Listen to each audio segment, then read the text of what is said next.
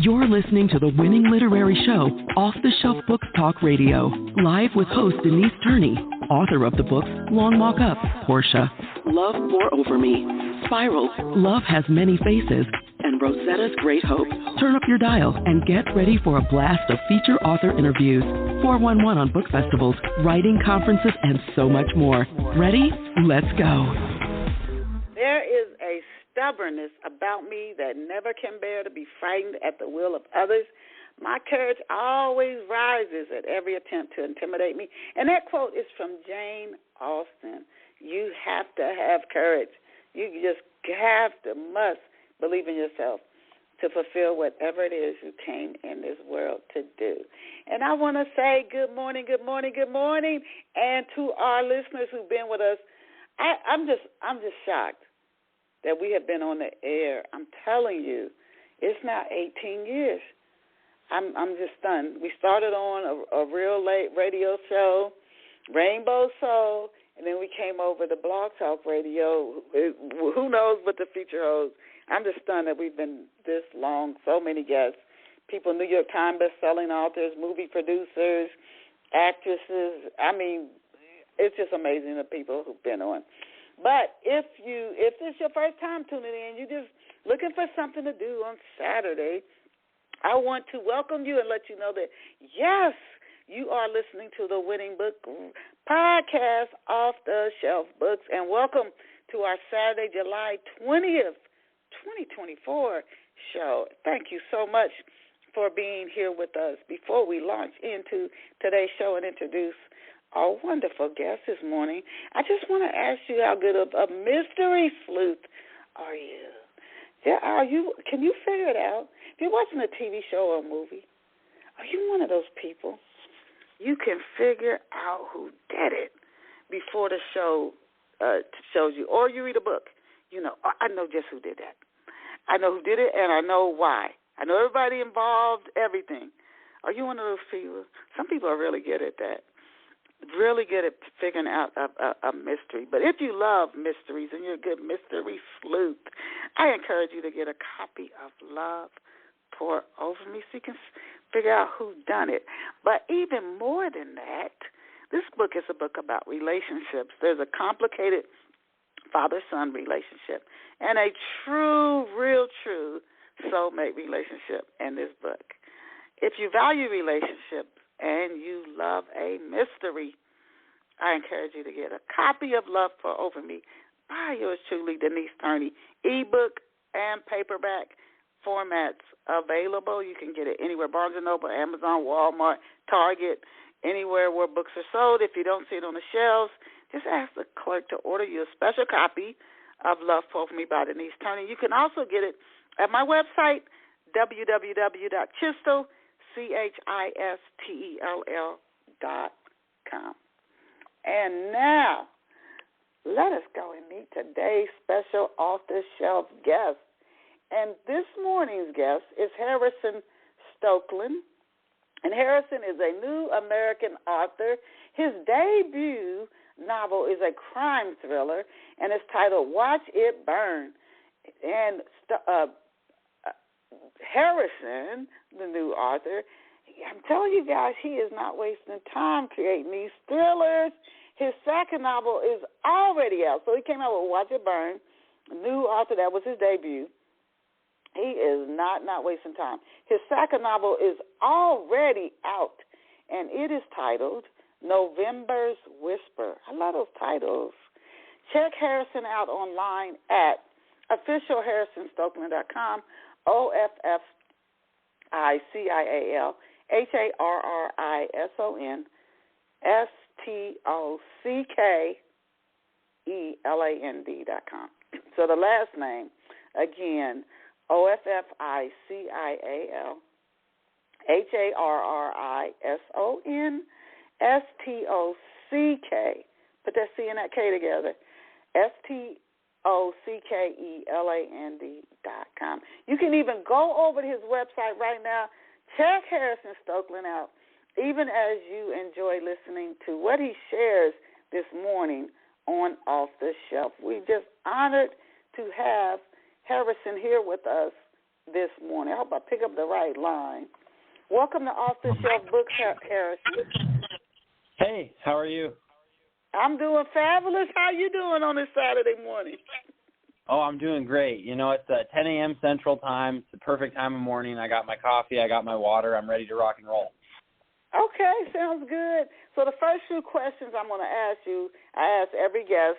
When I started many, many moons ago, I would go right into the questions, and the guests told me they wanted to, listeners want to learn a little bit about the guests before I go into talk about the book. So to kick it off this morning, can you tell Off the Shelf listeners where you grew up and what life was like for you growing up?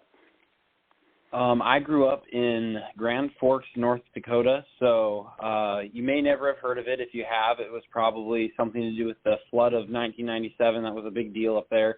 It's been the coldest city in North America, I don't know, probably 8 out of the last 10 years. We live right in the Red River Valley, so in the winter time from December, from like mid-December through the end of February, it's in the negatives every day and every night. So that, you know, that's negative 20 with negative 40 wind chill, right? So it's real cold outside in the winter times. In the summers, it's actually pretty nice, but it's real flat, so there's lots of corn and corn, soybeans, and up in Grand Forks, it's sugar beets is the big crop. So it's a big farming community, just like the rest of North Dakota.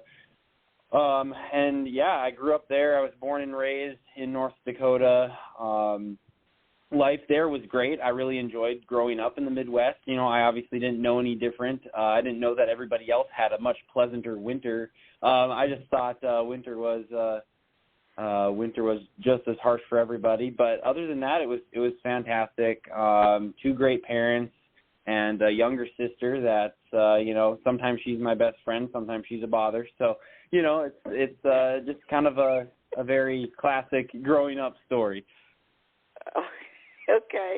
Oh, your sister tickled me when you talked about your sister. I'm sure you protect her too. Most brothers look out for their sisters. So when you were a kid, what did you dream of becoming? What did you want to be when you grew up? When you were a kid? Oh, I mean, you know, any given Tuesday, it was a different thing. I would say the 2 longest things. For a long time, I wanted to be in the Air Force. I wanted to be a fighter pilot. My dad was a pilot, not in the Air Force, but I always thought that was really neat. And then as I got older, I started realizing you had to be really, really smart to get into the Air Force's fighter pilot program. And I had a real conversation with myself, and I was like, you know, you're not dumb, but you're terrible at math, and that's pretty important. So we decided that we're not going to do that around age probably 13. Then I got interested in some other military stuff like Army Rangers. I was always interested in that kind of path. I have some family members that were in the service, and so that was always interesting to me. Then towards the end of high school, I was like, you know what, I'm going to be a U.S. Marshal. I think that would be really cool, some federal law enforcement stuff like that. I went through a phase there. Then I got offered an internship in Washington, D.C. with a trade association out there as like a lobbyist group, and I was like, that sounds really interesting. So I sort of did a big pivot, hopped into politics stuff for a few months, and headed out to Washington, D.C. But, yeah, so I was all over the place for many years. Okay. Who or what inspired you to pursue writing? What birthed your love for books? You know, I would say during COVID, like everybody else, I had plenty of time. I think that's going to be a very common story in the next few years with writers, with you know, songwriters and creators all around the world. I had plenty of time.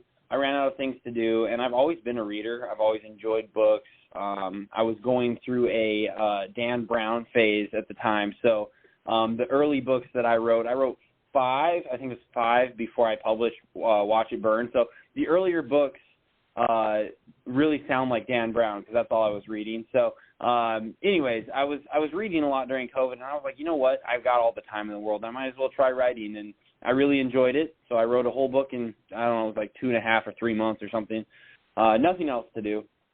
And when I finished that one, I hit save on the computer, and I opened up a new Word document and started the next one, and it just never really stopped. So, yeah, I've just been on a roll ever since. Oh, my goodness. You know, some people, it's interesting. I know I put out more books during COVID too, but that came because we were talking to a group of people, and they were like, "What are you doing?" "Oh, I'm just going to take it easy." They told me you should be writing, and that's what gave me the idea to do that. And I've seen people make career changes. It's almost like we're so busy. Our lives are so crammed and so full. We don't have time to think. So COVID gave people time. I saw people make total career moves coming out of COVID. Total career shifts.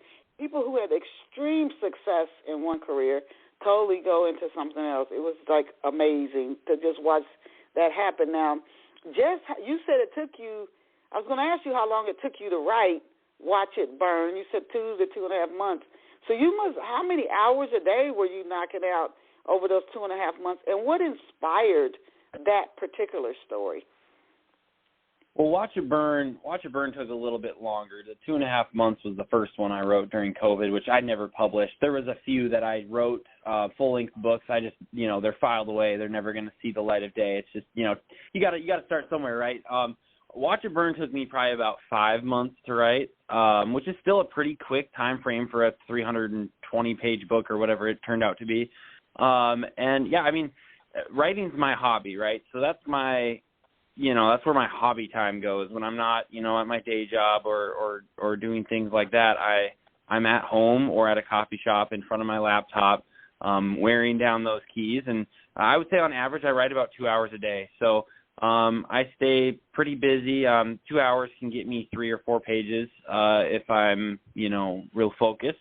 I spend a lot of time just locked into the laptop and typing away. At the time I wrote Watch It Burn, I was living in Washington, D.C., and I just moved there. So I didn't have a lot of friends. I didn't have a big social circle. So my evenings and my weekends were just, all about writing. Okay, and what inspired, I'm going to ask you to tell us more about the story later, but what inspired you to write this particular story? I suppose there's a few different things. I've always loved kind of like the 90s gangster movies. I've always thought those are super fun to watch. Martin Scorsese and those guys. And I've always enjoyed that kind of story. I've also enjoyed true crime, especially, true crime revolving around the organized crime on the East Coast of the United States and, from the 20s all the way until, it's still going on today, but the heyday from the 20s through like the late 80s. And so, I'd always had that interest. I think I was watching Godfather 2, and there's a really intense scene kind of towards the end where it's like, all the emotions are boiling. They're starting to boil over, and Michael and his wife are having a huge argument, and he brings something up, just a real low blow about her losing one of their children, like a stillbirth, and she just yells back at him, "I had an abortion, Michael." And it's like a super, like, yeah, exactly. You just go, what? And like, it's very, and then the whole screen goes silent for a minute, and they just kind of look at each other. But anyway, so I saw that scene, and if you read the book, it makes sense. There's nothing, that exact situation doesn't happen, but I kind of saw that look in, I forget her name right now, but that actress's eyes, and I was like, you know what, that's going to be the basis for a really strong character. And then that's how I got Stella Costello, who is one of the side characters in Watch It Burn, but she turns out to play a pretty big role in the story. So. Oh, you kind of go into my next question. I wanted you to introduce us to Stella Costello. What is this character like? How old are they? Where do they live? And what drives this character? Sure. So the main character in the story, his name is Del Costello. He was an American criminal, basically. He was born and raised in South Florida. He was just the right age to go to Vietnam. There's not much in the book about his service, but you do know that he was in Vietnam. And he comes back, and his brother, John, and their best friend, Gerard, get together, and they decide that they want to corner the Miami cocaine market in the would be the mid-'70s. And so they go out, and this is kind of an interesting part in the story. It's only a couple paragraphs, but if you know your history and your crime history, I talk about all the different heads of the Italian and the Cuban cocaine syndicates in Florida and how they go around and basically knock them off and take over their business. So that's where it starts deviating from history, right? So that's where it breaks from what really was to what could have been. And from there, they set up their little empire in Miami. Again, this is all very brief in just in a couple pages. It describes this. And then what happens is he starts trading his illicit drugs with a family out of southern Italy, and he ends up meeting that family and marrying the daughter. She's the only child, and so he inherits that Italian crime family when the father passes away. And so the whole story is set in Italy. It's an American mobster in Italy instead of an Italian mobster in America. It's kind of just flipped there, and they slowly start realizing that the father of the Italian crime family that has since passed away had done some pretty terrible things in his life, and there's people that are out there that are still looking for retribution and justice for those things. And so though he wasn't a part of it and his wife wasn't a part of it, they end up facing some of that. And, through the story, you start realizing there's someone within the organization that is plotting against them. And it slowly turns from the classic mob War of the Family story into an internal whodunit, and I think it's a lot of fun. Wow. So what was – okay, you might have already answered this, but I'm curious. I always like to know character motivations. Why? What was Dale doing before he decided he wanted to get into drug trafficking? Had somebody else in his family been involved in it? What was his life like? What makes? I always wonder, what makes a person choose their career field? What made him decide to go into drug trafficking? Did he live in a community where there were a lot of drug traffickers, and that was his examples? Why did he choose that?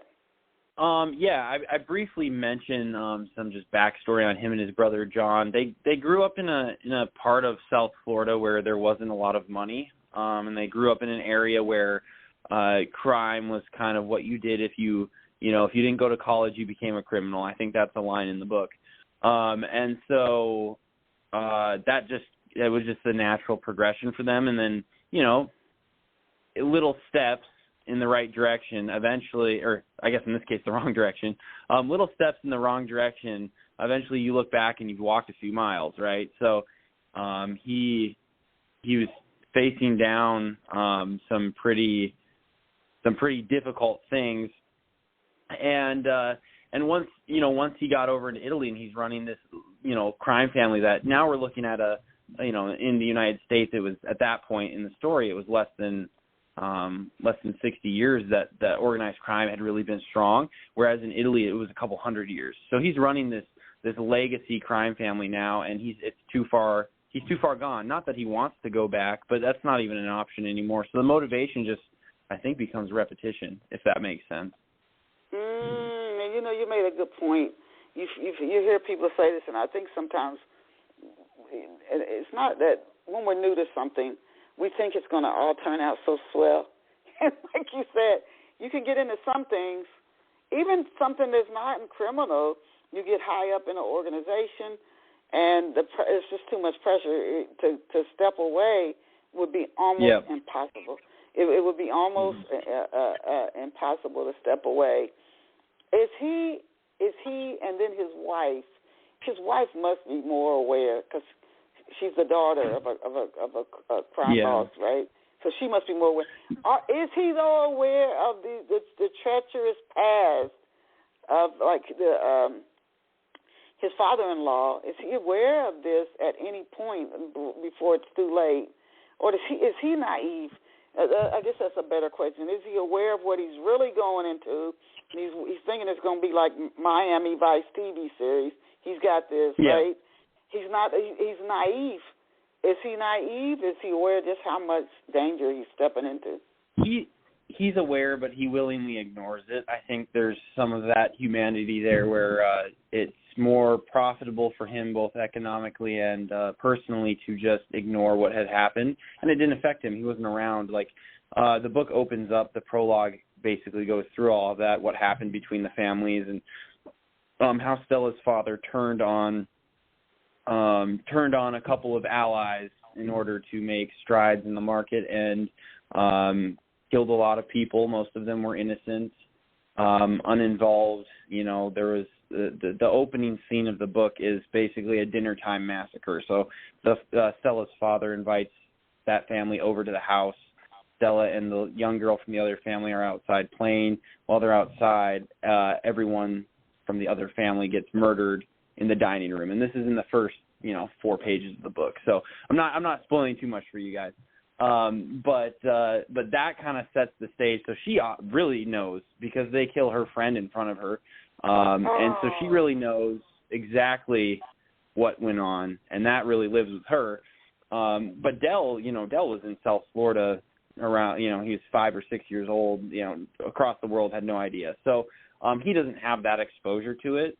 But they didn't follow through all the way because they wanted to be cruel and they wanted to leave a survivor. And that caused problems in the future. So wow! Oh my God! Yeah. Before I go on, I have more question to ask you about this before we go into November's Whisper.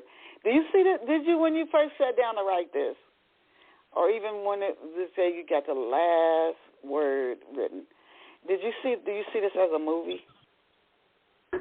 Oh, absolutely. That's one thing about my writing. I'm very visual, and I'm probably one of the few authors you would meet that would tell you I love movies more than I like books. And I think that'll always be the case. I'm a big reader. I love reading, don't get me wrong, but there's nothing quite like Shawshank Redemption or The Godfather or The Departed or Shutter Island, things like that. It's just not, to me, the film is amazing. So I'm very visual. My writing's very visual, so it's really easy to picture what is going on, where it's happening, how it's happening. I'm not very prosy, so I don't spend a lot of time trying to sound fancy. I don't slack off either. Like, it's easy to read. I want it to be easy to read, but it's very, I try to stay away from a lot of the sound-alikes and things like that, and just keep it visual. And yeah, like you said, you hit it spot on. I definitely saw it as a movie. The whole thing, scene by scene. If I made it a movie, it would look exactly how it looks in the book, because I did start out as that visualization. I think that's a good thing. I've had people read and they're like, oh, I can see this as a movie. Or I can literally see the scene, see it. Yeah, that's a huge compliment. And I think that's a good trait to have as a writer. Yeah. Can you tell us a little, this Ventini family, how long have they been in operation, and why are they trying to dethrone Del? The Ventini family has been around just as long as Stella's family, the family that's now the Costello family. It's been a couple hundred years. Like, I think there's a line in the book where they mention, like, we don't even remember, who started this, but it's been around. It's been our thing for many years, and they're making moves because it's classic older father figure in his mid 80s, and then young son in his late 20s who is overly ambitious, thinks he understands more than he does, and is very aggressive. The Ventinis, their operation is gambling, so they run gambling and prostitution in mid-southern Italy. And they have a lot of manpower, in terms of, if you're looking at this in the sense of a war, they have a lot of troops and soldiers, soldados as they call them in the book. And they're a more violent family. They're more feared. Their image is a little stronger. Like they're less covert. The Costello family operates very covertly because the drugs they're moving is, it's harmful to people, so they're more wanted by police. The police are more willing to ignore, the gambling and the prostitution. And so the Ventini family is just a more aggressive family, I guess. You could look at it like that. And what happens is Antonio Ventini, Tony Ventini, the son, he assaults John's wife at his father's birthday, because his father throws his grand birthday party. He assaults John's wife in an overtly sexual path that, as you could imagine, would piss off a husband, make him very upset. And these are gangsters, right? So you never know who's going to whip out a gun or who's going to start throwing punches or stab somebody. And so there's some tension for a couple chapters. And then the way John gets back at Tony, since Tony has a huge ego, when they all get up on the stage to wish Tony Sr. a happy birthday, John just walks right past Tony, doesn't shake his hand, just kind of bumps past him. And that really embarrassed him. And then Tony got very, very mad and decided he was going to retaliate against the Costellos. And that kind of just started this snowball of small actions that turned to bigger actions. And then all of a sudden there's a war. So. Wow. Yeah, it does start one small thing. Your story sounds very, very interesting. Does Dale have a crew around him? And can the people who are around him, can he really, really trust these people? Sure, yeah. Of course he has a crew. Of course he's got an organization. They're they run a very lean organization. So they have the movers and the shakers at the lower levels locally, and then they have themselves, and they try to keep it pretty clean. They clean their money in the United States, in Florida, with the Jewish syndicate over there. But other than that, they keep a pretty lean organization. Not like the Ventinis, who have just guys all over the place. So it's a little bit of a different dynamic. Yes, he starts out, ready for war, and he's trusting everybody that's been surrounding him for years at this point. I mean, he's been in Italy for I think 15 years at the time of the story. So people that have been around him for over a decade, and then he starts realizing that that's not the case anymore, and he's going to have to take things into his own hands. And by the end of the book, he's the last person that he trusts, and it puts him in a very scary. Oh my gosh! Yeah. Oh my gosh! He sounds like he's coming in like naive again. Like, okay, this is going. All I got to do is do ba ba ba ba ba, and this is all going to just smoothly. Oh, my goodness, this story sounds interesting. Then he's coming in, and it's not the way he thinks, but he can't turn back. It's too late now. You're in it now. You can't turn back. Yeah. Oh, my goodness. Very interesting. Introduce us to personalities. Please describe Dale, what he's like. Is he just like is he a very aggressive, mean? What kind of guy is he, and some of the other characters in the story, if you could introduce our listeners to them. I made Dell fair young, wise, and but impressionable. He, like I said, he's from the United States, where organized crime has been around for less than 60 years at the time of the story. And so you could think of him as a small fish swimming in the ocean with the sharks. There's people there that know the history, know how these things work, and understand relationships, understand revenge. They understand all these, subtextual interactions that happen more than he does, even though he's a smart, competent guy. He's tough, but he's fair. I made him about as moral as you could make a cocaine distributor, if that makes sense, right? So he's you like him. He's a cool guy. His brother John is a little cooler and a little kinder. But Dell is a very, very solid guy. He's somebody you'd want on your team, if that makes sense. Okay. Are there plans to turn this into a book series? Oh no, not Watch It Burn. If you finish it, you'll understand why. There's not a lot left at the end to roll over into other books. So Watch It Burn will be its own thing. November's Whisper, however, is getting a sequel at the end of this year.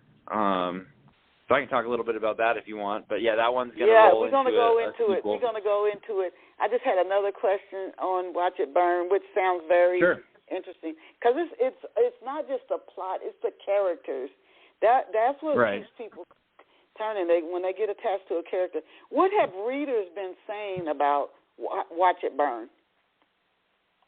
I mean, they enjoy it. I've not really gotten any negative notes or comments on it. I think it was a shock to people who know me personally reading that book, and because I'm a pretty happy social person. So then when I'm writing a book with a lot of violence and a lot of language and harsh, just a harsh theme to it, people are kind of surprised. So I think that was kind of funny to see. But yeah, lots of support. People really enjoying it, and I could tell by the way November's Whisper was received that people had actually enjoyed Watch It Burn, as opposed to just like, oh yeah, it's great, like, oh, we love it, sure. Like they went out of their way to find November's Whisper immediately when it was available, and that tells me that Watch It Burn was a success as a debut novel.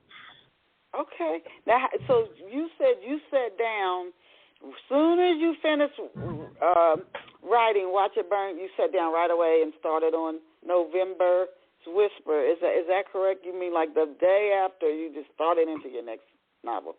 Yeah, I'd say I probably gave it a day. So yeah, the next day I just opened up my computer, because I already have the story fully baked in my mind. I just got to purge it out onto the Word document. And so yeah, I just sat down and started writing. November's Whisper was a little bit of a different process for me. The story that was in my first draft versus the story that was in the final draft is pretty different. I changed a lot, which I don't usually do. Usually I have it fully committed, and I just finish it off. But I changed some perspective things, and I also changed, out of the 3 characters you see throughout the whole book, I changed who the main character was, and it was a great choice, and it set me up really well for a series, which is going to happen now. It's really neat. So, awesome. Introduce us to Henry Hayes. What drives him? I always want to know about the character, their personality, what they're like, their background. Of course. Could you introduce us to Henry? Yeah, Henry's a lot of fun to write. So I modeled him after some real life people that I learned about studying this subject. I did a ton of research for November's Whisper. I did several interviews with law enforcement personnel, active, retired. I did lots of book research. I got lots of experience and knowledge from former, district and assistant district attorneys. So I spent a lot of time researching throughout this process just to make this as genuine of a story as I could. And through that I was able to develop Henry Hayes. He kind of became a mush of real people, people I made up, people I met. He kind of became a combination of all those folks with a little bit of that Midwest hometown. He's from Oklahoma, so he is he's not from Chicago, he's not from New York. He's from that smaller corner, or I guess center of the United States, which makes him relatable to me. But yeah, I think he is a solid moral guy. He wants to do the right thing. He's confident in his work. He's a little bit too confident in his work, I think. He's very smart and he understands that. But he's not braggadocious. He's not obnoxious about it, but he's very certain that the way he's doing things is the correct way. And there are some faults there and it causes some problems, but I think he's about as far from a complex character as you could get. He's a very straightforward, easy to know, easy to like guy. And that's the point with him, because I am using him as the lens into these different crimes for this series. So by making him easy to like, easy to know, and easy to understand, I make it easy for you to jump from book to book and spend a lot of time interested in the other detectives and the other characters in the books. Well, Henry's still around and he's still the main character, but you don't have to worry about trying to figure him out because you already know what he's like. He's got his complications and he's got his little quirks, but he's not a mystery to you, which frees you up to enjoy the detectives and the criminals in these stories that are only going to be there for the one book, right? And I think that's a lot of fun. Okay, what's going on in the town of, hope I pronounce it right, Ipswich, Massachusetts, at the start of November's Whisper? Ipswich, Massachusetts. Yeah, first of all, I'd love to say, if you ever get the chance, if you're in Boston and you've got some time to kill, take the 20-minute train ride up to Ipswich. It's a real place. It's very, very nice. I love it there. Like, I would vacation there, but they don't really have the infrastructure for that. They have like one small little hotel, but it's a very nice small town. I think it, really encapsulates small town Massachusetts, small town Northeast. It's beautiful. So that kind of set the stage. There's 2,000 and some people, 8,000 and some people in Ipswich at the time of this writing, when the book was set in the early 80s. And so they have a very small local police force. Not much goes on there. There's not a lot of crime. It's a pretty safe place. It's a middle-class town. Pretty much everybody who lives there either works up in southern New Hampshire or works down in Boston. And it's just a calm, easy place to live. A lot of the people that have lived there for a long time. It hasn't really changed a lot in the decades and the centuries it's been around. And so Kelly Dunn is the local detective there, and he spends his days investigating really boring crimes. I mean, I think at one point he mentions you can't even call half of them crimes, like it's a kid peeing in a car or, stuff like that.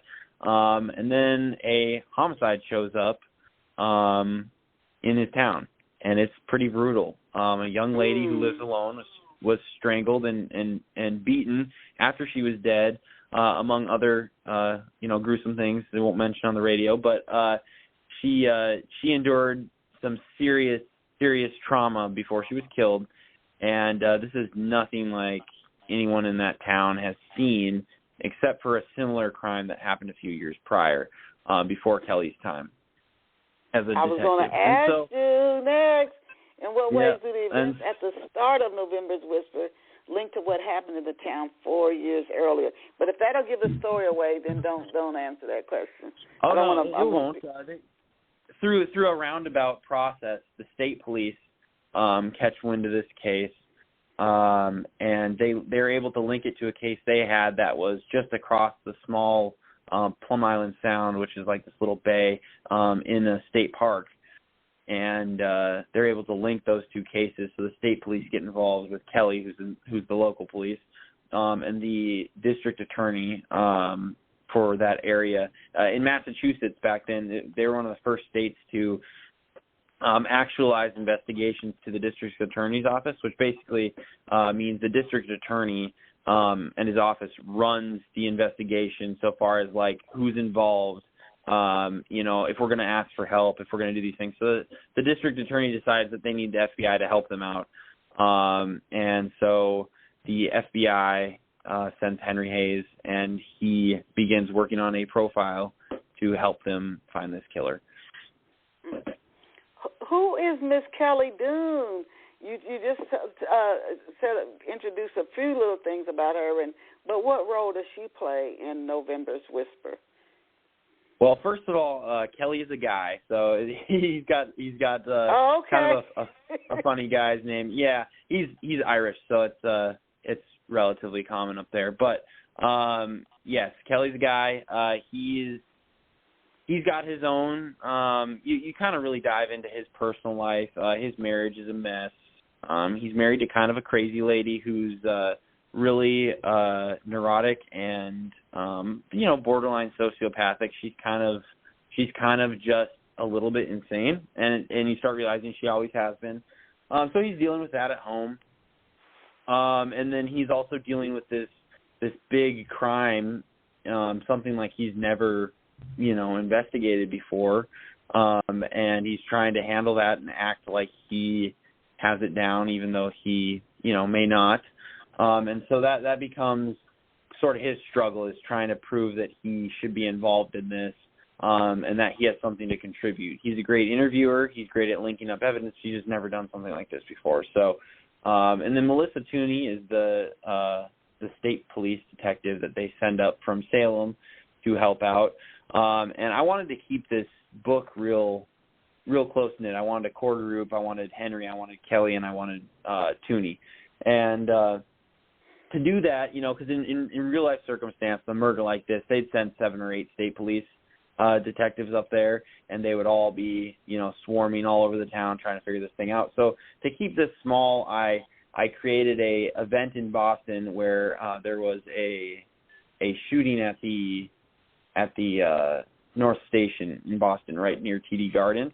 That was a big deal. So the state police and a lot of local FBI resources are all investigating that, looking for the shooter. So they don't have a lot of people to spare, so they send Melissa. And that's how I was able to keep it kind of a small core group of characters with crimes that close to a major city. Because in a real-world scenario, there would be, I don't know, a dozen or so investigators up there looking into that. So, is this the first time Kelly and Melissa have worked together, or have they worked together before? They bumped into each other during that first murder 4 years before the main story starts, but they didn't work together on that. Kelly was the first one to respond to that because he was local, first investigator to respond because he was local, but state police had jurisdiction over it, and they kind of kicked the locals out. So they had met, but they didn't know each other very well. So So Henry's going to make an appearance and throughout each book in the series. Will we see Kelly and Melissa again, or are they only going to make an appearance in November's Whisper? No, they'll only be in November's Whisper. I'm taking Henry all over the country, so in the next book he'll be up in Minnesota, small town Minnesota, kind of right near where I grew up. So taking him all over the country, and he's going to meet all sorts of new and interesting folks, both investigators and criminals. So it'll be very, very interesting for him. He's got a lot in store for him in the next couple of years. Oh, that's so interesting that when you created this series, and was that always your initial intent? You're only going to have one character show up in every book, which is kind of genius. If somebody, you got to really like Henry, first of all. The readers have really got to be engaged with Henry because he's going to be the character that's like the super glue, keep you stuck to the story. But then also you have to buy every book because these characters, you're not going to see these characters in 3, 4, 5. So Henry's got to be like the main thing, but because Kelly and Melissa sound very interesting.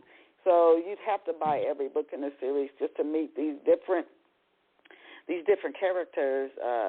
And I also wanted to ask you for each. It sounds like since Henry's traveling, each story is going to be a whole different. There's a whole different scenario going on with each. Oh yeah, story. absolutely. Different type of crime, different location, different investigators, different circumstances, and to me that really reflects the real life world of an FBI profiler, which is what Henry is. They travel 320 days out of the year, going to small towns, going to big towns. Yeah, like they're very busy, and I think that writing a series like that where he, because again, if I was to keep it 100% realistic, the profilers have regions that they work in. So, if he was in the Northeast, he'd stay in the Northeast.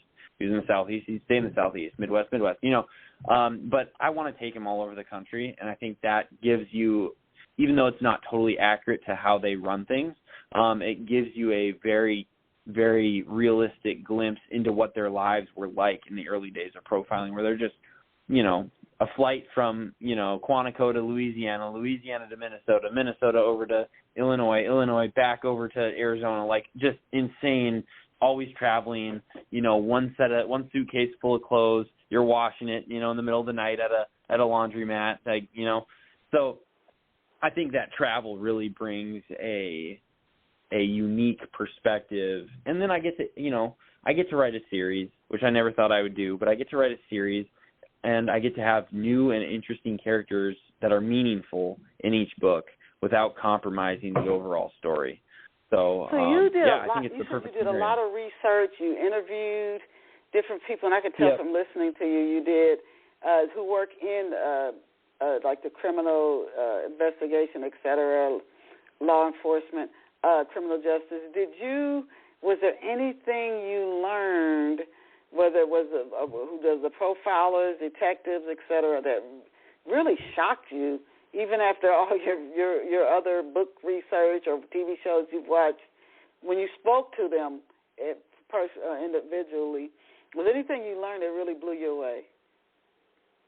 I don't know, anything specifically that isn't, personal, because I'm talking to these people one-on-one. So there's some personal stuff that I wouldn't share that I learned that was pretty shocking. But I think, just as a generic sense, I think it was how dedicated these people actually are in real life. Like, you'll watch a movie like Prisoners. Prisoners is a great depiction of detective work, in my opinion, as a layperson. But Prisoners depicts a detective played by Jake Gyllenhaal, and he's just committed. Like, there's these missing little girls, and he's committed to finding them.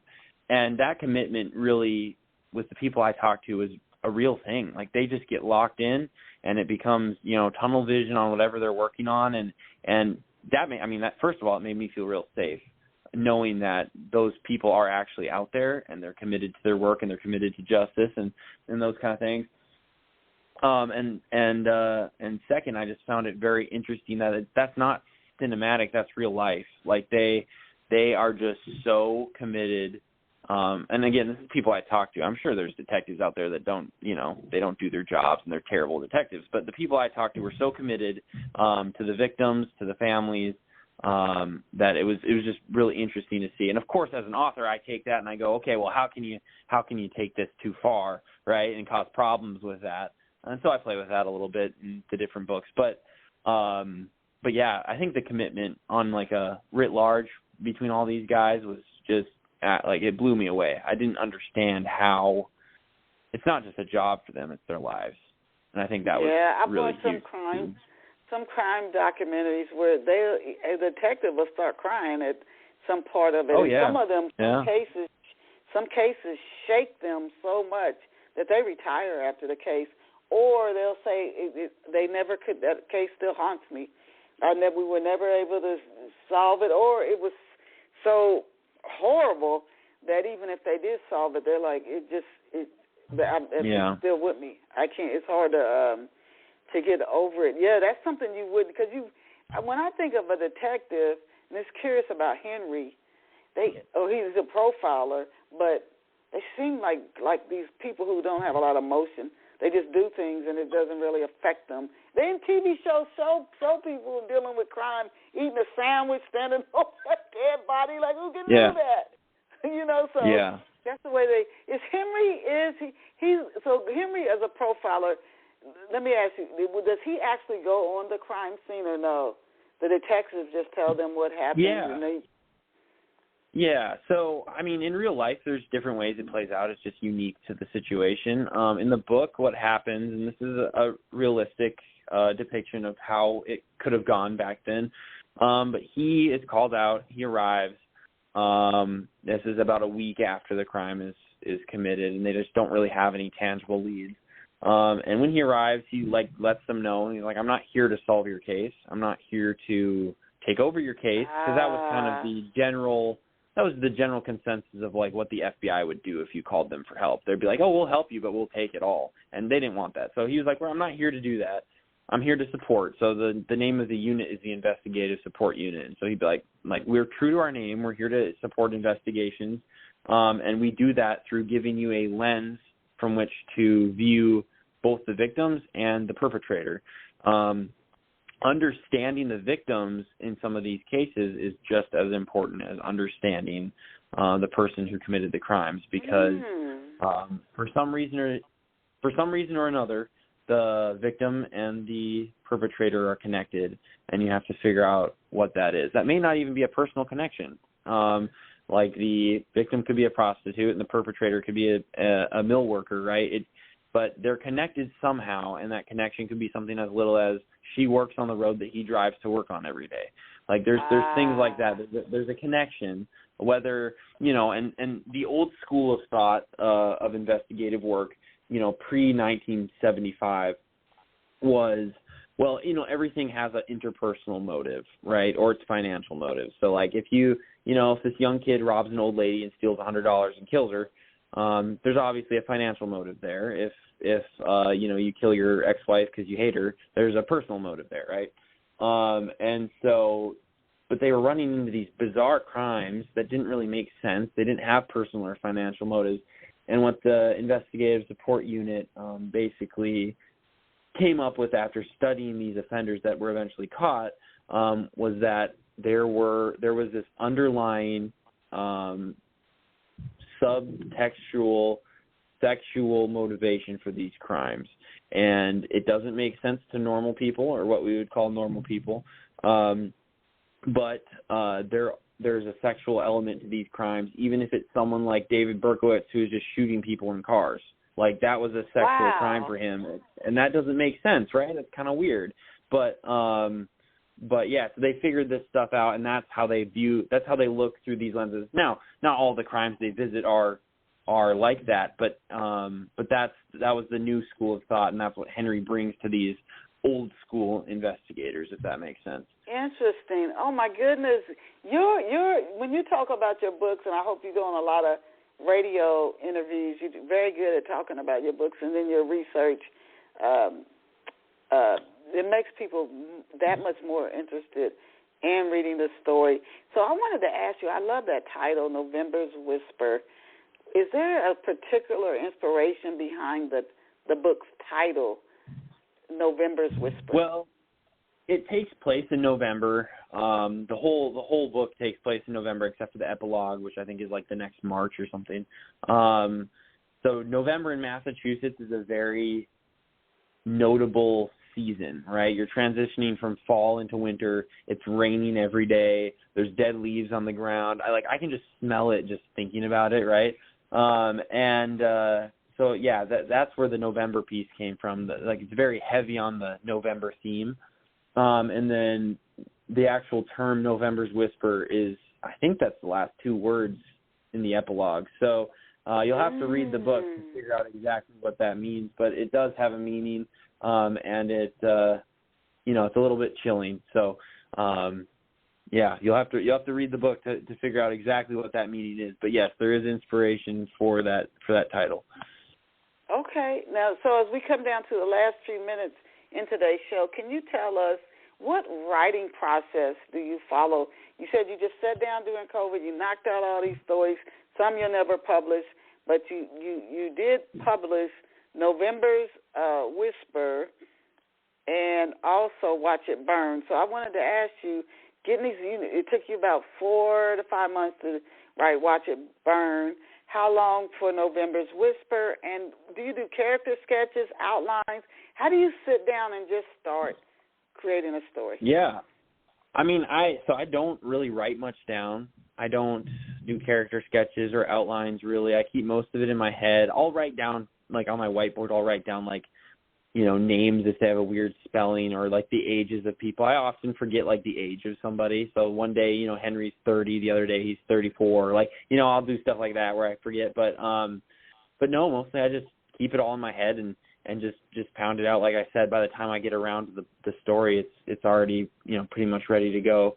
And yeah, usually just a couple hours each night. I sit down with I love coffee, so I sit down with a fresh cup of coffee and a carbonated water and go to town. And yeah, and I just released last week. I just released my third book, Amongst Thieves, which is a Western. And we don't have a ton of time to talk about it, but it's a really cool Western story. If you like dark, Gothic Westerns, that's another one for you. You can get that on Amazon, The Amongst Thieves. It's not available on my website yet, but you'll be able to find it on Amazon. But yeah, just because I can write so quickly, I'm able to produce those books. I'm trying to do 2 a year, so staying busy. Wow. So Amongst Thieves, that's not a part of Henry. That's a whole nother. Nope, that's a Western. So back in the 1880s. So I took a break from Henry for one book, and Yeah, dropped my pen in the Old West. So what can you share 3 to 4 steps that you've taken, Harrison, that you found to be effective at getting the word out about your books? Word of mouth is huge in the book community. I think that's probably the biggest. I think if you had $100,000 or $1 million marketing budget, you still wouldn't be able to beat word of mouth. Those book clubs and book communities are huge. I've been doing a lot of signings at bookstores, and I'll invite book clubs to come visit, and I'll give them, if it's a book club, I'll give them free books, or I'll sign copies and give them the books at a discount just so I can get my books into the book reading community. Because the best thing that can happen to an author is for a group of avid book readers to absolutely love their book and recommend it to all their friends. So I think that word of mouth piece is huge. I've only just recently started doing more social media stuff. That's also pretty big. But yeah, I would say word of mouth. If you can get into some of those book clubs and get your books just in front of people, that's a really big deal. Okay. And then also, where can off-the-shelf listeners get a copy of your books? And do you have any in audiobooks? Or do you have any in audiobook format? I don't have any audiobooks right now, but I am looking into that, so we may get an audiobook for Henry's next book. But right now, the best place to get my books, if you want them quick, is Amazon. So if you go to Amazon on your app or your website and you search my name, Harrison Stockland, you can click on my author profile. I'm probably younger than I probably look younger than I sound, but you can click on that author profile, Harrison Stockland, and it'll show you all 3 of the books that are available for purchase, and you'll get it in like 2 days, which is pretty neat. They're also all on Kindle, so if you're a Kindle reader, you can get them there. And then November's Whisper and Watch It Burn are also available through my website, officialharrisonstockland.com. If you order through my website, I will sign the copy and send it to you. It'll just take a little bit longer. Okay, you get an autographed copy. You can't beat that, especially if Harrison, if these books become movies or they ever take off, have that. You'll be one of those with those early autographed copies. Do you have any upcoming speaking engagements? And if so, can you share a few of those with our off-the-shelf listeners? I'll have a podcast on the 26th. I cannot remember the title of it off the top of my head. I think I have an idea, but I don't want to mess it up. So I'll have a podcast on the 26th, but I post all that stuff on my Facebook and my Instagram. So if you follow me, my Facebook and my Instagram, it's really easy. It's just my name, Harrison Stockland. Stockland is Stockland. And I'd love to hear what you're thinking about the books. Drop comments on the posts. You can also write me an email at harrison@stocklandbooks.com, and I will get back to you as soon as I can. I love hearing feedback, criticism, all the good stuff like that. It helps me be a better author, and it helps me understand my readers as well. Now, you just came out with Amongst Thieves. Last question, are you working on anything else right now? And just in less than a minute, can you give us insight into what you're working on, if you are working on something else currently? Oh, of course. I'm working on my next one. The one I'm working on right now is Henry's next book, set in Minnesota. It's going to be a ton of fun. I think it's going to be the best. I know it's going to be the best book I've ever written, but I think it's going to be one of the best crime thrillers out there. And I don't say that lightly. It's very interesting, very complex, and it's going to be a lot of fun. Oh, my goodness. We have had the pleasure of having Harrison. He said his name, Harrison Stockland, on here today, and I want to give you his website again. He is just pushing out these novels. Oh, my goodness, and this guy has a job on top of this.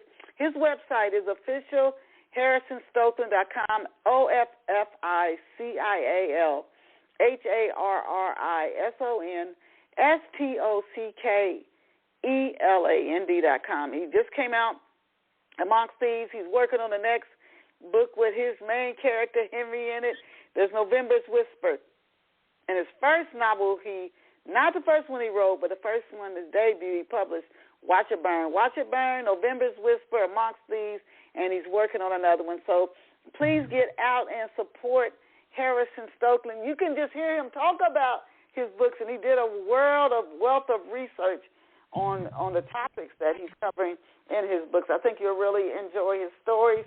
We want to thank Harrison for being here with us today, and to all of our Off the Shelf Books listeners, as I always tell you, you are really, really incredible. You're awesome. You are amazing.